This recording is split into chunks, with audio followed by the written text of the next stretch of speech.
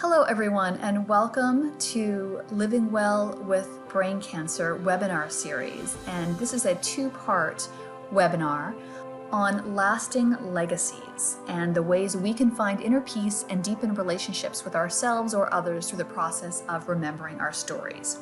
First, we will hear from the lovely Susan Sandler, who doesn't often do interviews, so I feel very privileged to have had the pleasure of interviewing her.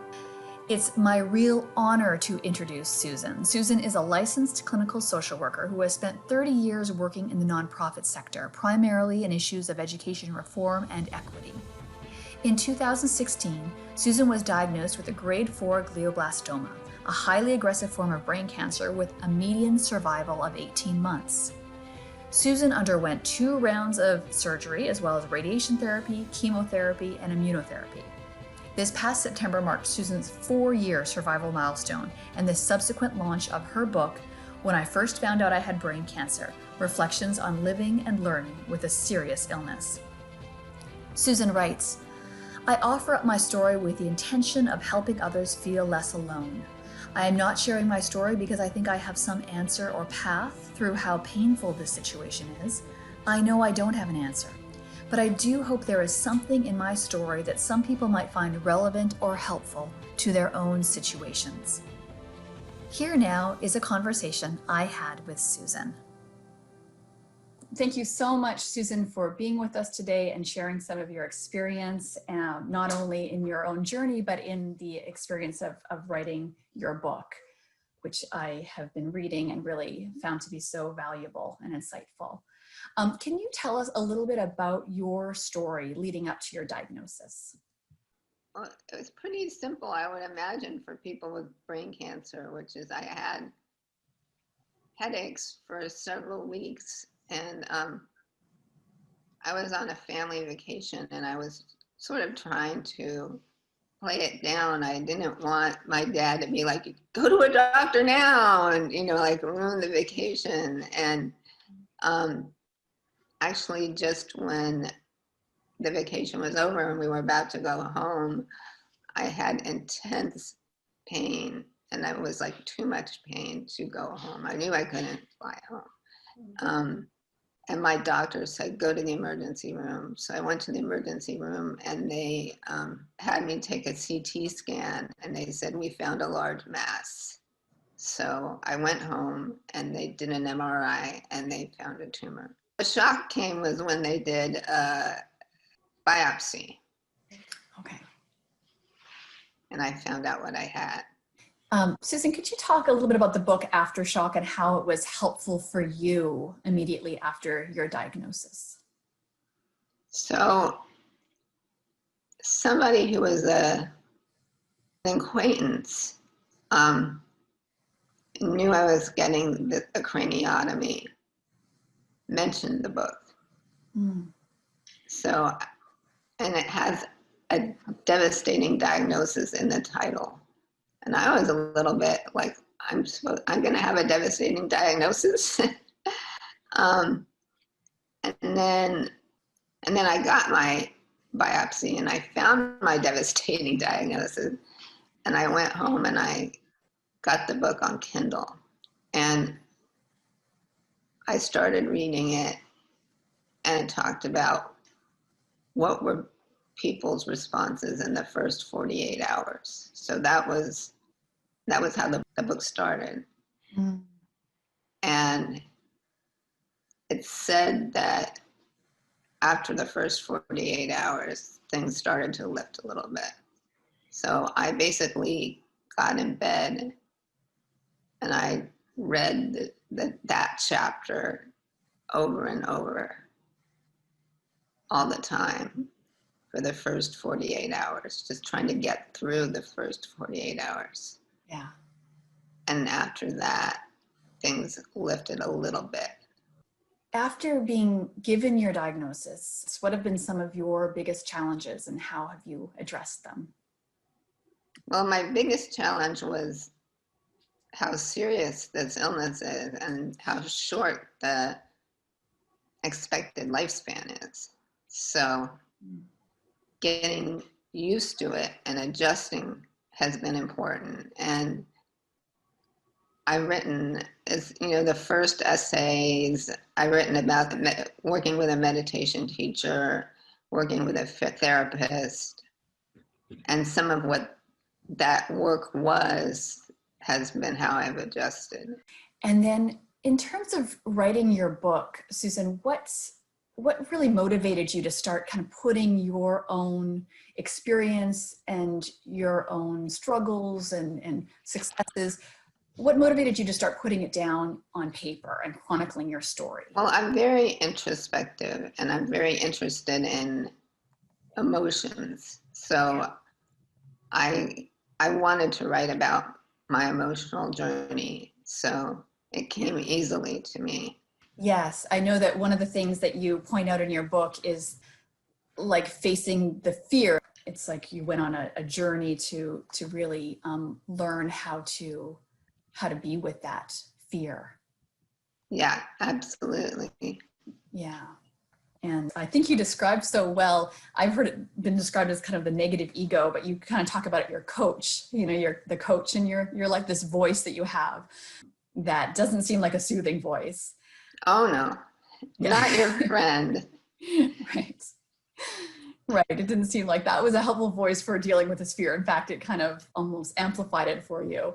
But then your journey to kind of find this other voice, which you call the small, still voice inside of you. Can you tell me a little bit about that voice and how you kind of got into a relationship with that part of yourself?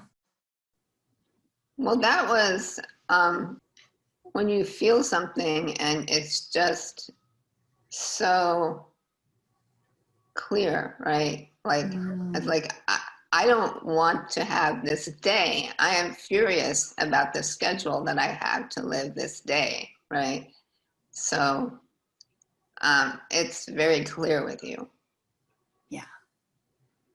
Yeah, you described that as you very, very much that you were living your life more kind of purposefully, and all these schedules that you had coming up, you just felt resentful about it. So Incredibly resentful. Yeah. yeah. So it sounds like there was more of a clarity of what's important and how you live your life. Yeah. With this. Yeah. Right. What was the most difficult part of actually writing the story, putting it on, pen to paper kind of thing? Finding time. Okay. Yeah. Yeah. Finding uninterrupted time. Right. Yeah, I can imagine that. It's not like you can just kind of do it in 10-minute increments, like you have. Exactly. Yeah. I found that using the winter holiday period was a good time because I would just not schedule things. Yeah. Lovely. And you talk in your book about your journey to slow living. Can you tell me a little bit about that? What slow living means for you? It means being very careful when I look at my calendar and seeing what comes before. Like, do I have a lot of, it's so easy to schedule things because you have an open, I don't have anything that day. Sure, I can do that. And it's like, no, you need to look and see that there's a lot of open space before you just say yes. And sometimes it means you need to go back and say, that meeting we scheduled, I actually can't do it. Yes. Right. So it's like you're prioritizing yourself, and you're prioritizing your own space around your life. Yep. And then in your essays, you take readers through your emotional journey, starting at the point of diagnosis. How has writing about your personal experience helped you to process or to make meaning of your diagnosis? That makes sense? Well, the first essay kind of goes in chronological order. It's like I'm a puddle on the floor. And it's like, what did it take for me to be able to get off of the floor? And what kind of help I decided I needed, and finally taking some actions to get that help. Yeah, you described in a lovely way like how you found some self-compassion for yourself, some voices that just gave you the nourishing you needed during times when you were getting blood drawn or different points in your life. Can you tell me a little bit about how you cultivated hearing those voices? Well, the nurturing figures, they appeared spontaneously. So that was kind of miraculous. And I was getting blood drawn, and I would hear these voices saying, "We're going to take care of you." And really what my fear was that, I love my blood and I don't want it to be taken out of my body. And they're saying, "We're going to take care of it. We're going to replace it." Mm-hmm. So what I needed to hear, they told me that. Mm-hmm. Yes, I love that. I've related so much to your squeamishness because I'm exactly the same way. It's just the thought of it. And when you had your kidney biopsy where the needle was put in through your back, yep, it sounded like you had some resilience built up by that time. It wasn't as bad as you thought.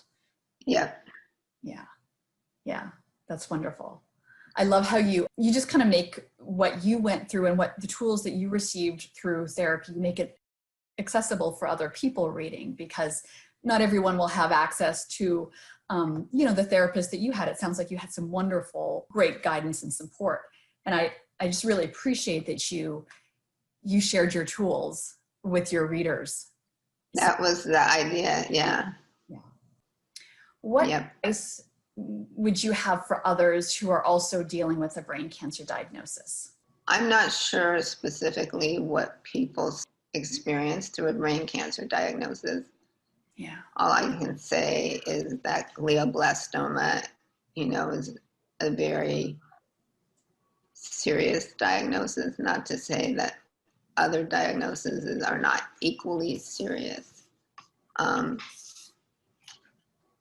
I think time, and if you have it, and working on meditation can help you deal with anxiety. So I think there's a lot of anxiety that comes with a brain cancer diagnosis. Yeah.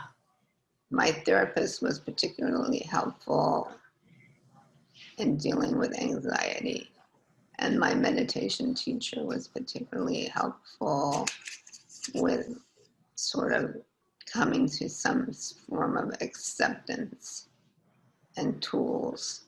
You talked about the primal no. Can you tell us a little bit about that?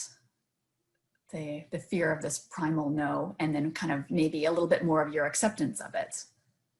Well, I wrote about it in two places, I think.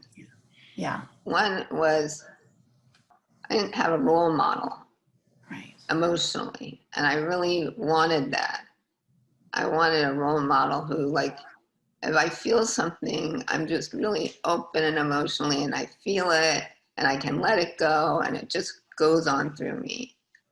And I didn't know anybody like that. I felt that Elizabeth Kubler-Ross should be, I was like, why can't I leapfrog her stages of denial and whatever and go to acceptance? And she doesn't have that. And surely there's somebody in the literature that has it.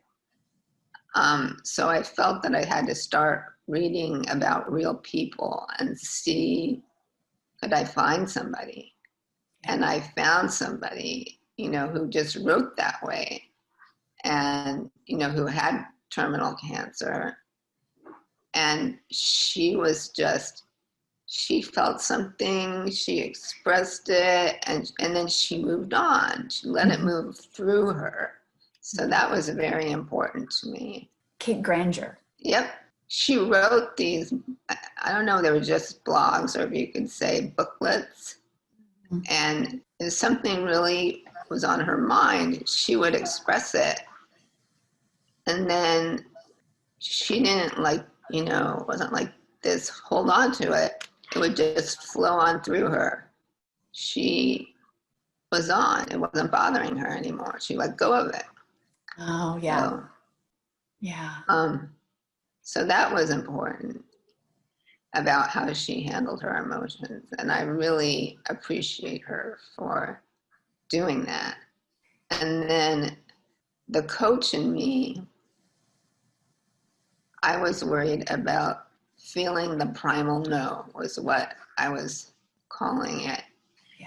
And my meditation teacher gave me some tools to help me let go of his intense, you know, kind of coming down on me. Yeah. So, yeah, it sounds like that was kind of a very loud voice that was going on internally for you. it was. And my meditation teacher really helped me with that. Oh, and it still feels strong in you, or is it still there but just quieted, or has it gone away altogether? It's quieted. Yeah, great. I try to pay attention to negative emotions that I'm feeling. I try to note that I'm feeling it and feel where I feel it in my body. Yeah. So I can cultivate my ability to be with negative emotions. Mm. Unfortunately, I'm pretty even tempered, so it's hard for me to feel negative emotions. So I work on it, but I actually don't get the opportunity that often. Mm-hmm.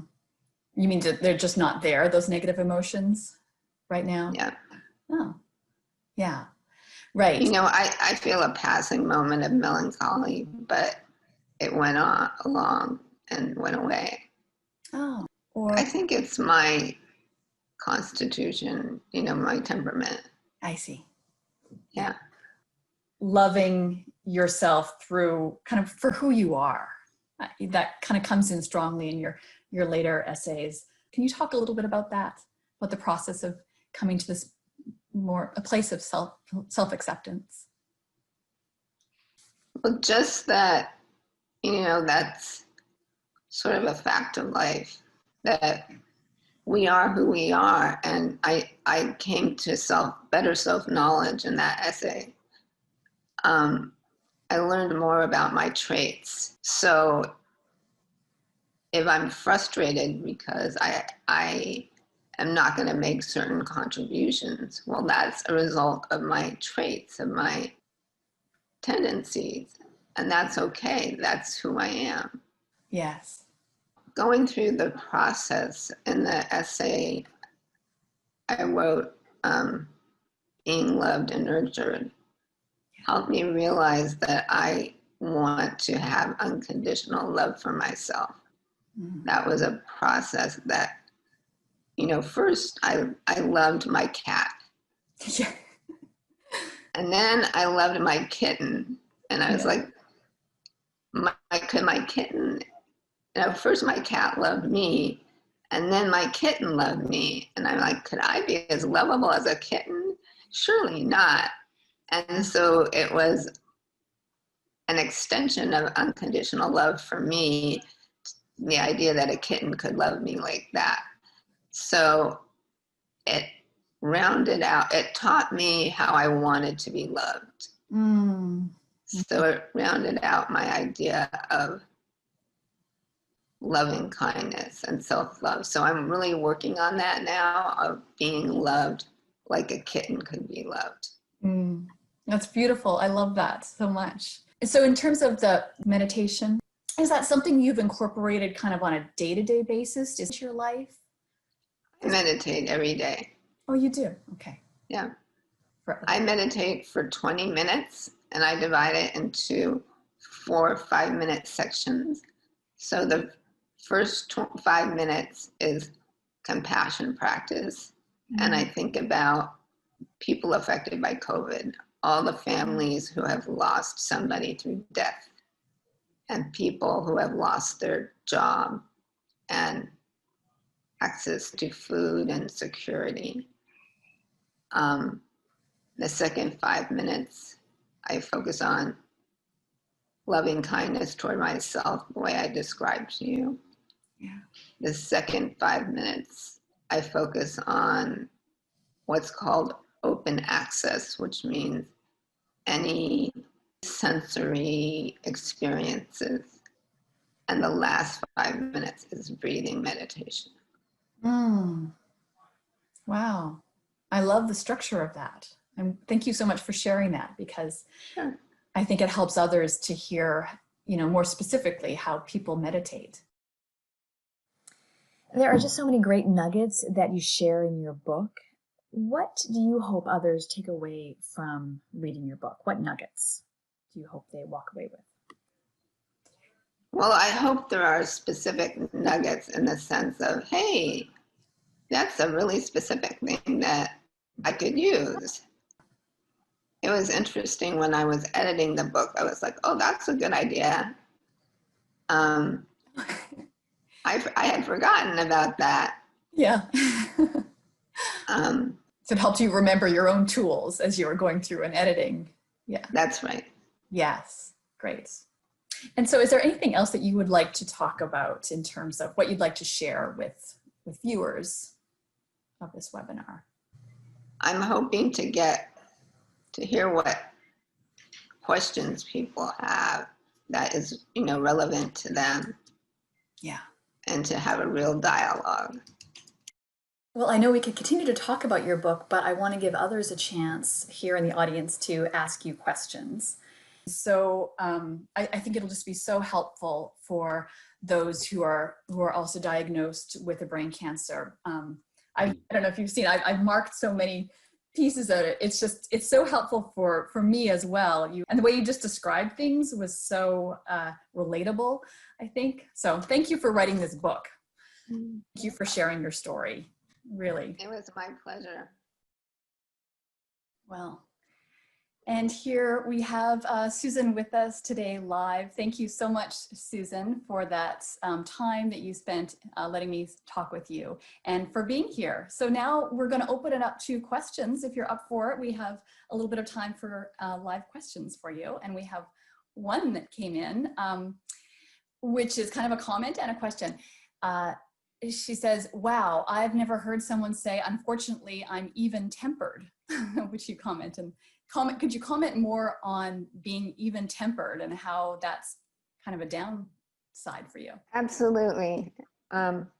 First, I just wanted to thank UCSF for producing this video. That was just really nice, and I appreciate it. And second, I just wanted to let everybody know that I am dealing with the side effects of scar tissue in my brain, and it might make it so that I forget the question and I'll be asking, what was the question again? And interrupting, the conversation because I'm about to forget. So I have to deal with forgetfulness. So I just wanted to say that. But I do remember the question, which is even-tempered. And I have a hard time experiencing emotions. Like, where do I feel it in my body? I don't know where I feel it in my body. I think I feel something, but it's at the edge of something else. So it's hard to viscerally have emotions. Mm. When I do have, a faint trace of an emotion, I'll try to stop what I'm doing, but then it'll just go away. So, yeah. Thank you. Thank you for answering that. And another question I see is, I have been diagnosed with cancer as well, and I'm almost more afraid of the needles and treatment and surgery than I am of the cancer. Do you have any tips for me? Yeah, totally with you. One thing is, I noticed that there are specific things that I'm afraid of, and it's helpful to just really explore that. And what I'm afraid of is getting a lot of blood removed from my body. Like, how much blood is being taken out of my body is a specific fear that I identified. And so one thing that was helpful to me is to just learn more about it. Like, when I get my blood drawn, how much blood is taken out? and how much can a person have taken out that is not damaging to a person. I was also afraid, I didn't really know what a catheter was, and I didn't know what happens when your blood is drawn, and does it damage your veins? How does it work? So just understanding the process and understanding what happens when I get an IV, is that going to damage my blood? Because I feel a pulling sensation when I get an IV, and I'm thinking, surely it's going to tear something. So I spoke with a nurse who explained to me what it was, and we had a very explicit conversation. And so that I found helpful. Yeah. Yeah, great. And you also had mentioned, I know, just that some guided imagery or some imagery as well. So it's like you've got some good information, but it's also, it seemed like you also had some other imagery. Yeah. Yeah. I imagine inhaling, like when they insert the needle, I imagine inhaling. Yeah. Okay, your book seems to cover your feelings from a number of years ago before you knew the prognosis was wrong. What do you do differently now? I don't understand the question. Yeah, I'm gonna apologize. Oh, I think I figured that out. Okay. When I first read information and saw it on the internet, I got incorrect information. And then we spoke with people who were experts, who were involved with me as a patient, who then explained that was inaccurate and why it was inaccurate. So that's what happened. And I've since spoken with a number of people who have had the same experience, which is when they read something or they Google it on the internet, it's incorrect. Yeah, and it can be terrifying too, to right. Google a diagnosis. Yeah. So, okay, thank you. All right, a couple more questions here. I'm intrigued by your discussion of your meditation practice. Did you always meditate, or was it just since your diagnosis? And how did you find your meditation coach and teacher? Well, coincidentally, I took a course on meditation a year before my practice, and I actually meditated daily for a year before I got my diagnosis. So I had, been a beginner for a year when this was in place. And can you tell me the end of the question, because I think I Sure. forgot. Yeah, it had to do with the meditation teacher that you found, meditation coach teacher. How did you go about finding it? I think it turned out that she was the teacher of the course that I had taken the year prior. And so the MBSR, the mindfulness-based stress reduction. Okay. So I talked to her and interviewed her on the phone, and she sounded like she would be a good fit. Oh, wonderful. And she was. Yes. Was that through the Osher Center at UCSF? Yep. Yeah. Okay. All right. Thank you. And all right, Chad writes, Susan, I can't wait to get your book. Thank you very much for sharing. I'm 1 year into my brain cancer journey, and I often feel ashamed for feeling fear of my own death when we all have limited time in our physical bodies. After your diagnosis, were you fixated on your own mortality? And if so, how long was it until you let go of that and lived in the now, so to speak? Good question. I would say I was fixated. Part of it was being fixated on my mortality, and part of it was being fixated on my feelings, right? Of just being consumed with the feeling of the primal no. Like, I don't want to feel that feeling. I'm really afraid I'm going to be vulnerable to feeling that feeling. Yes. Which is a little bit different than being fixated on I'm about to die. Yeah. It was more about the here and now, not like I'm about to die. That's odd. The way that we think we're about to die right now was more like one step in front of me, which is getting my treatment, doing the radiation. That kind of keeps you busy. Yes. Yes. Thank you. Thank you so much. Are you okay for a couple more questions? Absolutely. Okay, thanks. I'm just going to read it out. Hi, Susan. This is from Lloyd. I sincerely appreciate your openness and courage in sharing your story and your path with us. I'm 2.5 years post-diagnosis and surgery for a grade 4 glioblastoma. You touched on the importance of being in reality about your schedule and how much you can handle.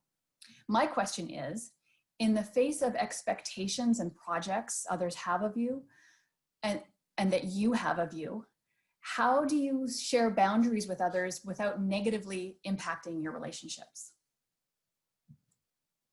First of all, congratulations on making it this far.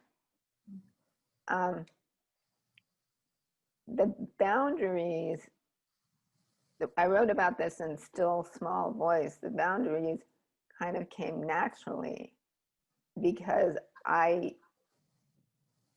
that's why I was like angry if something was impeding with those boundaries. It's like, I don't have that much time.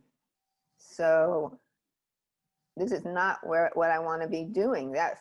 Those feelings were much stronger. So there was kind of an organic and natural thing that happened around that. Yes. You know, I also just remembered something that I wanted to start with, which is I wanted to thank my support group for coming out to support me. So thank you for being here. Yes, wonderful. Okay, so can you explain more about the third and fourth 5-minute components of your meditation practice? Sure. So the third is loving kindness. And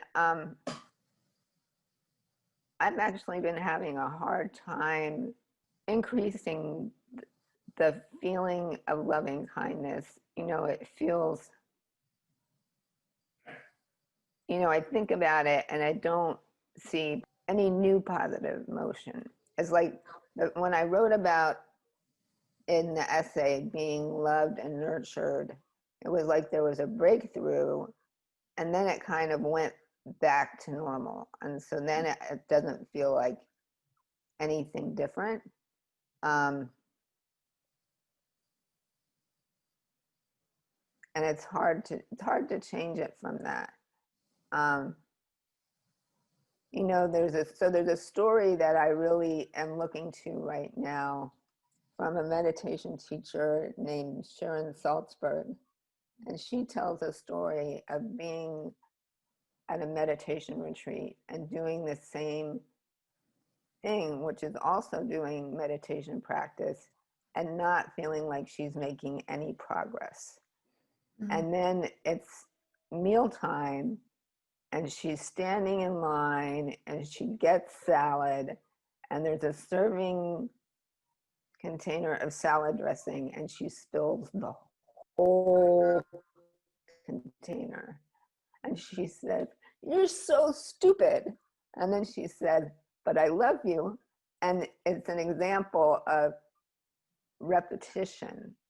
And if you do this frequently enough, it can make a difference. Mm-hmm. And I'm also, by the way, quoting my teacher, Nicole. And Nicole also says there's this saying, which is, when you cultivate loving kindness cultivates you. So, so that's what's happening. And then there's another thing, I don't know if people have heard of it, called EFT, Emotional Freedom Technique, which has to do with tapping on certain parts of your body. And yes. So I'm using it because I think that even just that is just something I can just do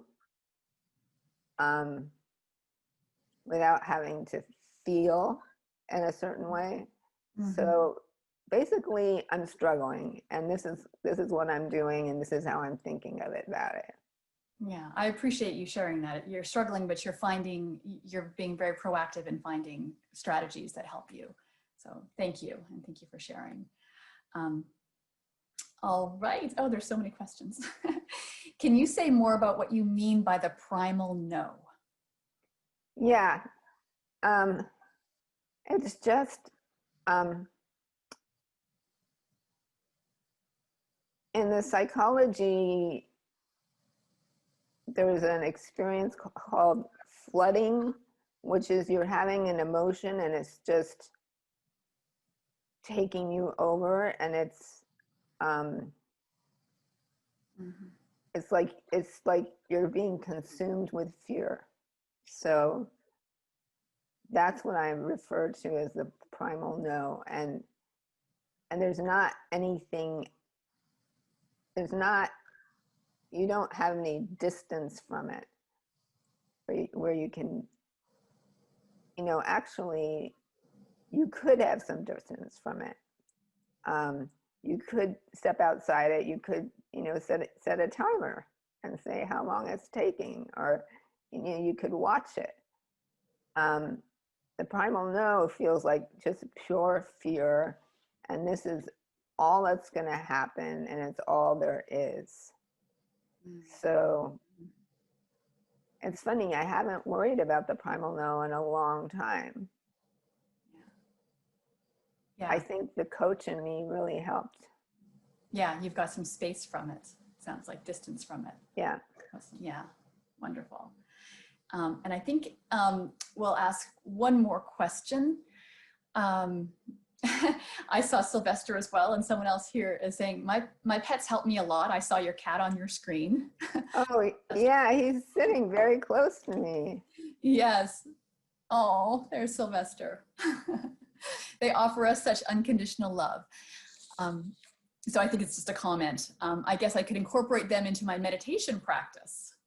So if somebody is getting their idea of your loving kindness and how you can love Sylvester and the kittens and turn that into love for yourself.